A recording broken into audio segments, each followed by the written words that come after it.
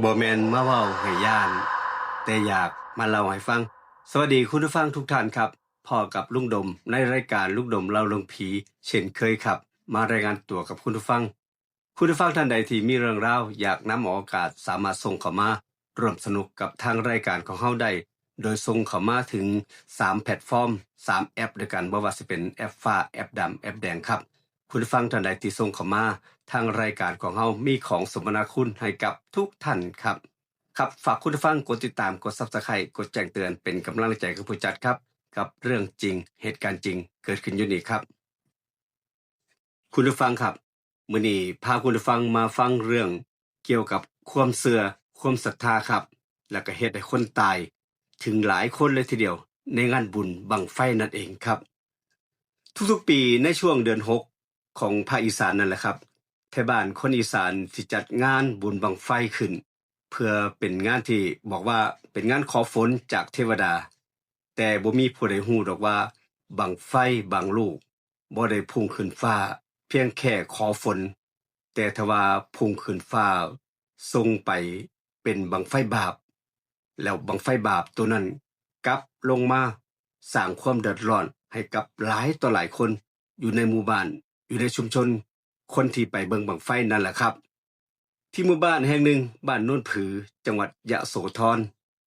มีคนหนุ่มคนหนึ่งชื่อว่าคมเป็นหัวหน้าทีม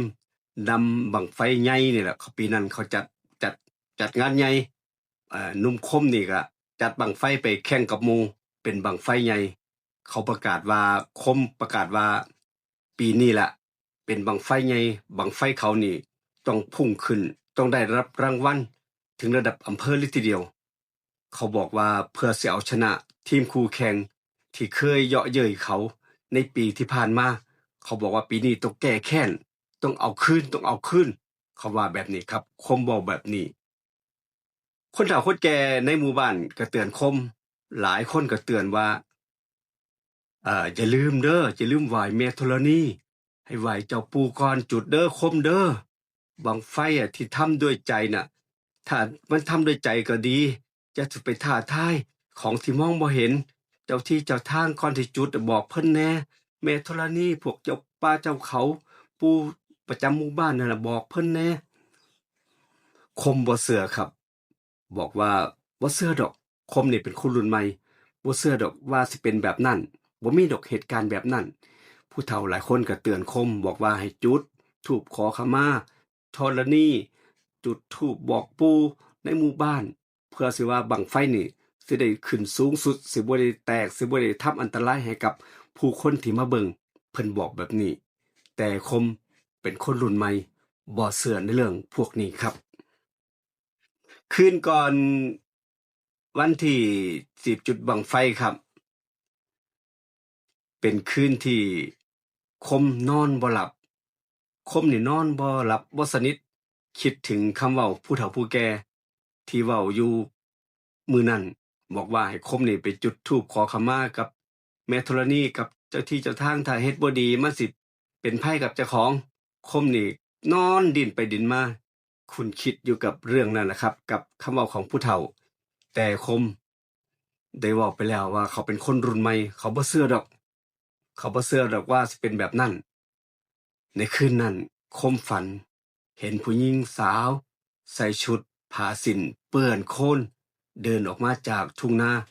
ใต้แสงจันทร์ผู้หญิงคนนั้นเว้าแบบเสียงเงียบๆเสียงเย็นเฉียบเว้าว่าอย่าจุดเด้อจุดบั้งไฟหม้องหั้นน่ะหม้องหั้นข้อยเคยตายมาแล้วอย่าไปจุดหม้องหั้นเด้อในฝันของคมแบบนี้ครับคมสะดุ้งตื่นขึ้นมาหัวใจเต้นแรงเหงื่อซึมเต็มตัวเขาบอกกับหมู่เขาบอกว่าตุ้มหมู่เขาชื่อตุ้มครับหมู่ของคมชื่อตุ้มกับพูดติดตลกว่าฝันบ่ดีดอกอันฝันบ่ดีแสดงว่าบั้งไฟเนี่ยสิขึ้นสูงแม่นบ่ฝันดีก็สิขึ้นสูงฝันบ่ดีก็ขึ้นสูงติคมเป็นจังไดอะฝันร้ายติคิดหลายเนาะโตเนาะคิดหลายจนแบบเป็นบ้าเป็นพวงน้ำอันบั้งไฟนี่ล่ะทั้งคู่ก็หยอกล้อกันแล้ว เขาก็ต่างคนก็ต่างกลับไปผสมดินปืนในตอนนั้นครับอยู่ในระหว่างที่ทั้งสองคนกำลังหมกมุ่นอยู่ผสมดินปืนแต่จู่ๆตุ่มก็ลื่นล่มใส่กระบอกไม้ไผ่อันที่คมกำลังเตรียมจัดเตรียมดินปืนอยู่ครับเสียงดังปังเปลวไฟแรบออกมาจากอันดินปืนที่คมกำลังเฮ็ดอยู่ตอนนั้นครับทุกคนตกใจคมรีบดับไฟจนมือใหม่นี่ไฟนี่ไหม้มือไปพอประมาณครับแต่ผู้เฒ่าผู้แก่อยู่ใกล้ๆที่เฝ้าเบิ่งอยู่หั่นล่ะก็เว้าเสียงแบบสั้นๆว่าผีมันเริ่มส่งสัญญาณแล้วเด้อลูกเอ้ยคมให้ระวังเด้อให้เฮ็ดตามที่ผู้เฒ่าผู้แก่เพิ่นบอกเด้อลูกอย่าขามอย่ากายอันเฮาของพวกนี้เฮาบ่เชื่อแต่อย่าไปลบหลู่เด้อลูกผู้เฒ่าผู้แก่บอกคมได้แต่นิ่งได้แต่เฉยตอนนั้นครับเช้ามื้อวันงานครับเสียงแคนเสียงพิณดังกึกก้องไปทั่วทุ่งนาผู้คนแต่งชุดงามกันมาเตรียมงานมาซอยงานกันมาเบิ่งงานบุญบั้งไฟทุกคนตั้งตามารอดูบั้งไฟใหญ่ของคมนั่นเองแต่ระหว่างที่พิธีเปิดท้องฟ้ากับเริ่มมืดทั้งที่ยังบ่มีเข้าล่างว่าสิมีฝนเที่ยงของมื้อนั้นลมแห้งพัดกลิ่นไหม้ครุ่งมาเลยทีเดียวหญิงชราผู้เฒ่าคนหนึ่งย่างผ่านมาเว้าแบบเป็นเสียงผู้เฒ่าแบบเว้าแบบเยือกเย็นของใหญ่ขนาดนั้นน่ะของใหญ่ขนาดเนี่ยผีมันผีผีผีบ่ได้ให้ขึ้นดอกบักใหญ่โพดผีบ่ให้มันขึ้นดอกคมหยุดนิ่งฟังเสียงผู้เฒ่าคนนั้นบอกครับคมบ่สนใจครับเขานี่จุดไฟด้วยมือของเขาเองบั้งไฟนั้นคมเป็นคนเฮ็ดผสมดินปืนเฮ็ดเองปีนี้เขาคาดหวังว่าต้องเอาชนะคู่แข่งให้ได้เพราะว่าเฮ็ดใหญ่กว่าทุกปีเปลวไฟพุ่งออกจากฐานบั้งไฟทะยานขึ้นฟ้าแต่เพียงบ่กี่วินาทีครับมันเริ่มหมุนคว้างหมุนอยู่กลางอากาศเหมือนกับว่าถูกแรงดึงบางอย่างดึงไว้แล้วพุ่งกลับมาที่พื้นอย่างแห้งครับเสียงระเบิดดังสนั่นหวั่นไหวเปลวไฟเผาไหม้ทั่วบริเวณมีคนเจ็บหลายคนรวมถึงตุ่มที่แขนขาดส่วนคมหายไปในควันไฟบ่มีผู้ใดเห็นคมในตอนนั้นเลยครับเป็นเรื่องที่เกิดขึ้นอยู่ฐานบั้งไฟมองหันคืนนั้นครับทุ่งนาที่บั้งไฟตกกับเงียบสงัดไทบ้านแถวนั้นได้ยินเสียงผู้คนห้องขอความช่วยเหลือแบบเบาๆได้ยินเสียงเบาๆซอยแหน่ซอยแหน่ซอยแหน่ซอยข่อยแหน่ข่อยร้อนซอยข่อยแหน่ข่อยร้อนกลุ่มวัยรุ่นใจกล้าครับออกไปเบิงเห็นควันไฟลอยจางๆมาจากพื้นทุ่งนาตอนนั้นครับและมีร่างหนึ่งเดินออกมาจากกลุ่มควันแห่งนั้นแหละโตดำใหม่แต่หน้ายังชัดๆอยู่หน้านั่นก็คือคมนั่นเองเฮ้ยไอ้คมจะมาจังไหนอ่ะพวกเขาร้องเรียกผู้ชายคนนั้นหันมายิ้มแปลกๆก่อนพูดเสียงแหงๆผีมันเอาขึ้นแล้วมันมาเอาขึ้นแล้วผีแล้วร่างนั่นก็สลายหายไปกับลมเช้ามื้อต่อมาครับ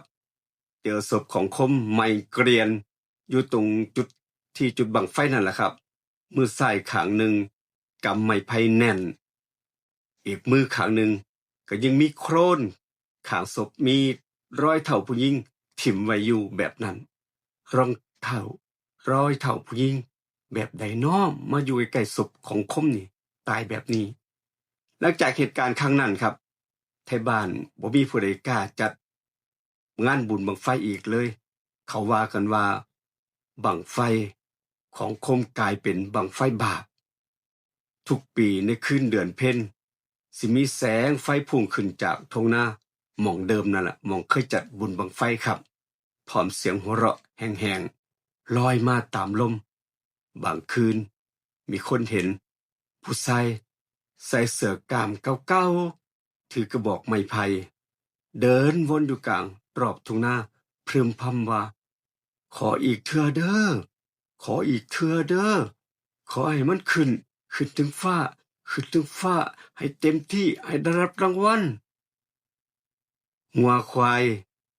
บ่กล้าเดินผ่านที่ทุ่งนาที่เคยจัดงานหม้องหั้นนะครับเคยจัดบุญบั้งไฟหม้องหั้นงัวควายบ่กล้าเดินผ่านแม้นแต่ไทบ้านหลายคนก็ยังเลี่ยงที่สิบ่เว้าถึงเรื่องของที่เอาเอาบั้งไฟใหญ่ไปจุดเพราะว่าทุกคนเชื่อว่าวิญญาณของคมก็ยังรอไผสักคนหนึ่งที่สิมาจุดบั้งไฟเพื่อสิเป็นจุดบั้งไฟไถ่บาปแทนคมนั่นเอง นี่ก็เป็นเรื่องเล่าที่ไทบ้านยโสธรเพิ่นส่งมาร่วมสนุกกับทางรายการครับนี่ก็นำมาออกอากาศให้กับคุณผู้ฟังได้ฟังกันเกี่ยวกับงานบุญบั้งไฟอันตรายบางทีก็รอบด้านนะครับคุณผู้ฟังการจุดบั้งไฟบางคนก็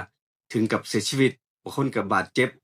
แต่คนก็นิยมกันไปเบิ่งเพราะว่าเป็นประเพณีเป็นความเชื่อของคนบ้านเฮาเพิ่นว่าจุดบั้งไฟขึ้นฟ้าแล้วฟ้าฝนก็สิตกต้องตามฤดูกาลครับคุณฟังเป็นเรื่องที่เกิดขึ้น